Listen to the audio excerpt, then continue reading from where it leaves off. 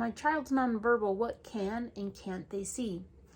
Based on observation, you can see what your child can see. And what do I mean by that? Okay, how do they respond to lights? How do they respond to various colors? Do they have favorite colors?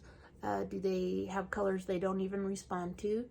Do they have objects, things that they do and do not respond to? To really answer that question, it depends a lot on you observing and taking that in. It helps if you take notes and things like that. But I think the real question is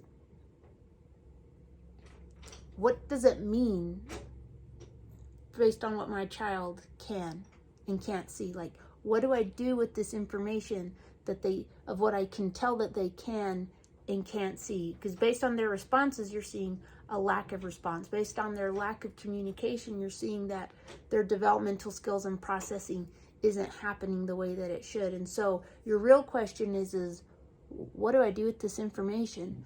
And the key answer is you really need to understand development and offer development manually to your child so that the processing and development that should be happening automatically on its own can now happen manually because of the things that you're teaching your child. We never thought we'd have to go to the minutest detail of teaching our children development, but that's what you have to do. So that's what it means based on what your child can and can't see and them being nonverbal, is that you have to put in more effort to help them experience development because of the lack of developmental skills that are not happening on their own.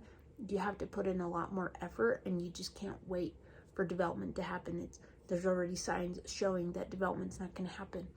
And so if you need more clarification to that question, or if you have a better way to ask that question, put it down in the comments. And if you have other questions about CVI and visual impairments, things like that, put it in the comments so that I can show you how to work with your child.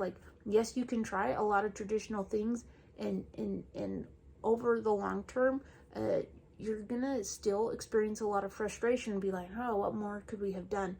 And you really got to get down into the mathematics and the foundations of what even creates movement in the body. And that's something that I will help you do along with the technique of movement lesson that I've learned. I'll actually refer you there a lot because there's only so much I can teach you that you'd really want to go to movement lesson, the YouTube channel Movement Lesson. You'll see some videos of me, but you'll see an amazing woman named Michelle Turner who she really understands development. So I'm niching down and really making it specific to CVI.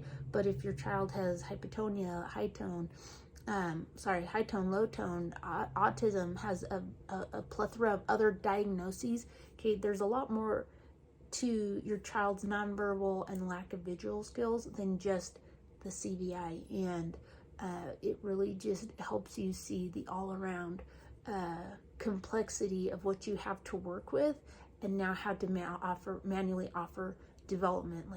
Ultimately, because your child is nonverbal and they have a limited vision field and understanding that you can only understand through your observation and exposing your child to things to see how they respond.